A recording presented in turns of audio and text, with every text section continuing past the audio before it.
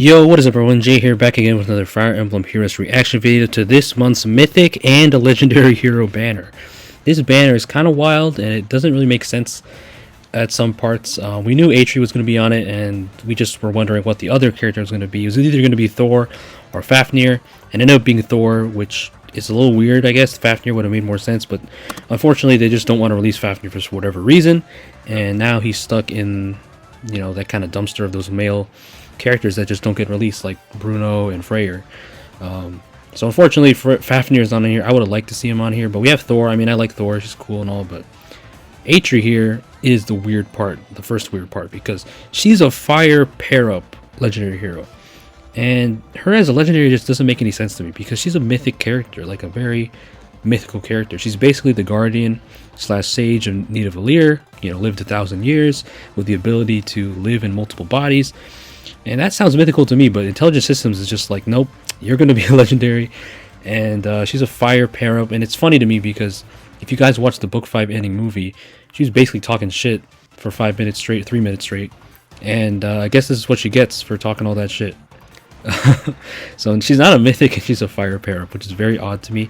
I don't really know if there's any other reason for them doing this besides them just wanting to.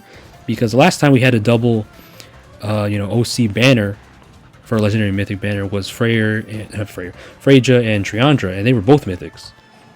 But here, Eitri is just a legendary, and Thorr is a mythic. But yeah, it's just a bit strange. I don't know. Maybe there's another reason I don't know about. But here she is. We kind of already knew what she does. She has the Grim Brocker, whatever it's called, broccoli.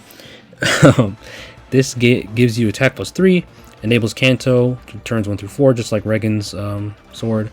And she initiates combat or is not adjacent to an ally, inflicts attack res -6 on the foe, and makes a guaranteed follow-up. So it's a good weapon, but it's nothing super crazy, I'd say.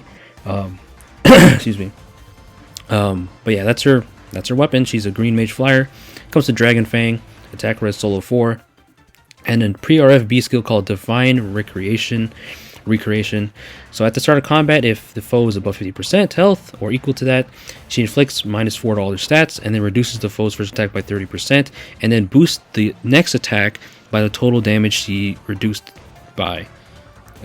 Is that right? And boost units next attack by total damage reduced by any source, including other skills.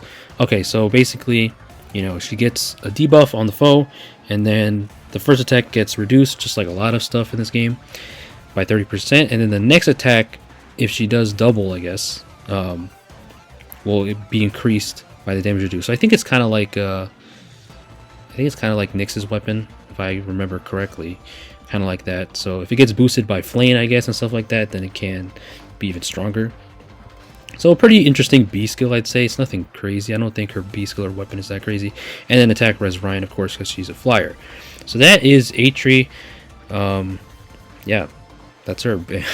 She was talking all that shit, and she's like a gremlin, dude. I mean, look at her attacking art.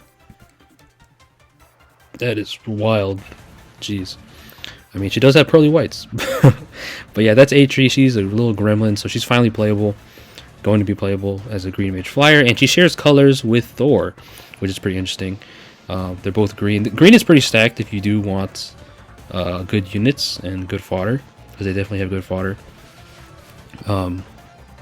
But yeah, so let's move on to Thorr. So here she is, the war god. She's finally on a banner, and she was introduced like a long time ago. I think it's been over a year at least. So here she is as a axe flyer. We saw her in the Tempest trial, and she has some pretty nice stuff. So she has war god Millionaire, which I don't even know if I'm saying that. I don't even know if I'm saying Millionaire right. That's probably wrong. So I apologize if I'm making you guys cringe, but yeah, I don't know how to say that, so I'm just going to say War God Axe. Pardon me if I don't know how to say that. But yeah, it gives her -1 cooldown. Effective against armor foes, and then at start of combat, if she's basically alive, she gets attack +6, and then inflicts -6 attack on the foe, so kind of a mini spendthrift effect. And then she makes a guaranteed follow-up. And if she's not adjacent to an ally, so she's solo, she also neutralizes their buffs. So that is pretty good. Really good axe. I'd say better than Eitri's weapon, although it doesn't have Canto. But it's really good for her. Armor effectiveness is always nice, although Brave Hector doesn't care. But she can definitely take him out. in the right situation. Bonfire, attack, defense, push 4, so that just increases her attack and defense really nicely. Flow Guard 3, which is a new B skill, so this is basically an alternative to Flow Refresh. The difference is this one gives you guard, obviously, and Flow Refresh gives you healing after combat. I believe it's 10 HP. So I think this skill is actually more useful on other units, because, or at least for tanks, kind of bulky units, because you get the guard effect, which is always appreciated for a tank. So I'm assuming this is just like Flow Refresh, where it's going to have restrictions on melee calves and melee flyers. So this would be really good for any kind of unit that can dual phase, or just this is like a tank. I'm trying to think of a unit that could use this well. I guess Finn could use it well. I think he's got decent defense. Who else? A lot of other calves and flyers that could definitely use it. But Flow Guard is pretty cool. So, like I said, it's an alternative to Flow Refresh. Just depends if you want the healing or the guard effect. But if you're just trying to tank, I'd say Flow Guard is better, although you don't get healing. But obviously, you can still get healing for stuff like Mystic Boost. So yeah, that's pretty cool. So Flow Guard's a new skill, and then she comes with her PRF C skill, World Breaker. This is a dope skill for sure, because it gives her special cooldown charge +1, and she also gives it to her ally. So it's a joint heavy / flashing blade skill, except it doesn't have the attack and speed checks. So that's pretty cool. Very simple skill, but very, very good. They're getting creative with the drive / drive effects, or joint drive effects.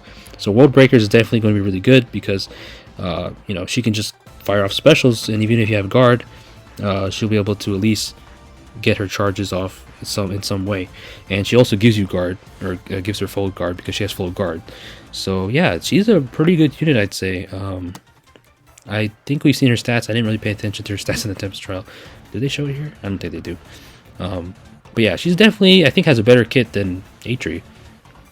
And she is a mythic, as I forgot to say. She's an Astro Mythic, and that is pretty nice. So Thorr is definitely a good unit, I think, and World Breaker obviously isn't inheritable, but for her it's really good. And also giving your allies that joint drive heavy / flashing blade without the checks. So that's really good. So basically, if you have Thorr, your other units don't have to run a heavy / flashing blade, and they don't have to keep checks for it. So that's really dope. So there she is, just destroying this Lance Knight. And those are the two mythic and legendary heroes. It's just weird to me that Eitri is a legendary. It just doesn't really make any sense. I don't know. Like I said, there could be a reason I just don't know about. But I just wonder why they decided to make her not a mythic. I guess maybe they're trying to line up with the calendar, because for the other future fire. I don't know. Maybe there's the reason like that. But she's definitely mythic material. I don't understand why she's not. So yeah, those are the two new stars to the show. You have Thorr as the Astra offense mythic that gives defense, and then the fire pair of legendary Eitri. So the rest of the units on the banner, you have Bramamond, legendary Corrin, Plumeria, legendary Dimitri, Dagger, legendary Sigurd the God. Fallen Dimitri is also pretty good. Note is amazing. For defense, legendary Makai is solid. And Muspel, who I feel like is underrated right now. People don't really understand how good his C-skill can be for you. But yeah, that's pretty much the banner. In terms of colors, everybody's stacked. Like, there's not a dud here, because everybody here is really good. Green, of course, has the two new stars. If you're looking for... Well, actually, I can't say that, because it's so weird that Eitri's just not a mythic. I don't understand why she's fire pair up. But yeah, you have Thorr, who's going to be a pretty solid offense mythic, because she can give you that World Breaker, joint drive, which just makes it really easy to Gale Force, because you won't have to run Heavy Blade in the Seal, or Heavy Blade 4, Flash Blade 4, and A. So that's really good. World Breaker is definitely going to be useful, and she's unique in that sense, because there's no other unit that has that. That's her PRF skill. And then Eitri, I'd say, is a decent unit. She is pair up, of course, so that's going to help with Legion's battles, but other than that, I don't think she's that outstanding. I could be wrong. She could be a lot better when she gets released, but Thorr, I'd say, is better on paper, at least. And then the last green unit is Dagger, who's also pretty good. She has decent fodder, attack speed push 4, I believe.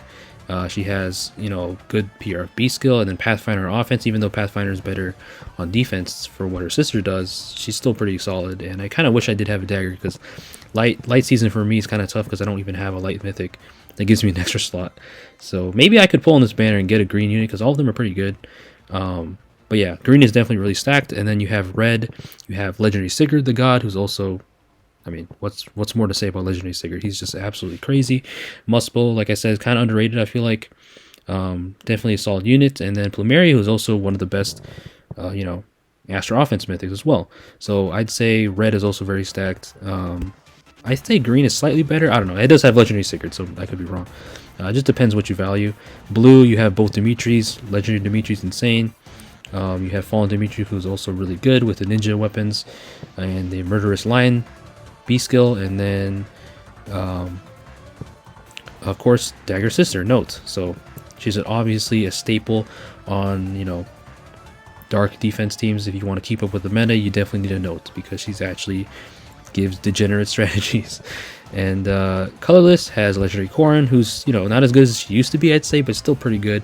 Definitely a solid dragon. And then Legendary Merkaya and Bramamon. And Bramamon kind of fell off a little bit. I feel like no follow-up kind of ruins this whole thing, although, Impenetrable Dark is still going to be always good, just to stop all those, outside support. And the Legendary Merkaya, who's also still solid and, pretty much like the other Merkayas. So yeah, that's the banner. Like I said, I think everybody here is really, really good, or at least solid, and gives you value in some way, fodder-wise or unit-wise. This banner is definitely really good. So if you just want a bunch of good units and a bunch of good fodder, just pull on this banner because it has a lot of good stuff for sure. And it's definitely interesting. Like I said, Eitri just being weird and not being a mythic is definitely an odd choice. I just wonder what the logic was behind that move for Intelligent Systems. But yeah, I guess we'll have to live with it. I mean, it's not annoying or anything. It's just a bit odd that they did that. And now Fafnir's not here, so Fafnir, again, like I said before at the beginning of the video, joins Freyr and all those male OCs that don't get released. I mean, maybe he could be released in January, the next mythic, but that doesn't really make any sense because this book is over. Book 5 is over. We're gonna get the new book soon, which is pretty exciting. And I said this before, I tweeted about this, but I really hope that the next main, OC character for book 6 is a male character. And I'm a straight male, but I want a dude because these girls are wilding out. They're like, we've had girls for the past 3 books now, and Alphonse needs a bro. He really needs a bro because these girls are out of pocket. Like the last dude that was actually on his side that wasn't his dad was Harid, Prince Harid, Fiorm's brother. But you barely see that dude, so it doesn't really count. I mean, Freyr also technically, but he got 3 seconds of screen time and he basically died. So I don't know why they don't give my boy Alphonse some more homies. He deserves it, man. Alphonse is one of the best characters from this game. He definitely developed. I like Alphonse a lot. I think he's pretty cool. But yeah, that's my mini rant on the next book. Hopefully we get a cool male OC character that's dope, that can be Alphonse's friend, because Sharina's got all her girlfriends and Alphonse is getting new bros. What is that? Come on, Intelligent Systems. So hopefully book 6 is a lot better than book 5, because in my opinion book 5 was rather corny and kind of cliche. There were some cool moments here and there, but it wasn't anything crazy. I don't know, I think book 3 is still the best book, I'd say, if I had to pick. But I don't really care too much about Faye's story, but I try to pay attention to it. But yeah, that's my thoughts. But yeah, this banner is very good. Let me know what you guys are going to, if you guys are going to summon or not. I'm definitely, I might summon on it. I don't know. I could summon on green and get Thor because she's definitely really good, and Eitri's not bad, and Dagger of course because I do need mythics. So I could definitely summon on this mythic banner / legendary. But Christmas is coming and New Year's is coming, and those banners are awfully crazy and awfully close too. So those banners definitely could have a character I like. So I don't know. I'll have to make a decision. But yeah, that's enough of my rambling. Thank you guys for watching. Again, let me know what you guys think of this banner. If you do, comment below. Subscribe if you haven't. And thanks for listening to me ramble. And peace out, guys.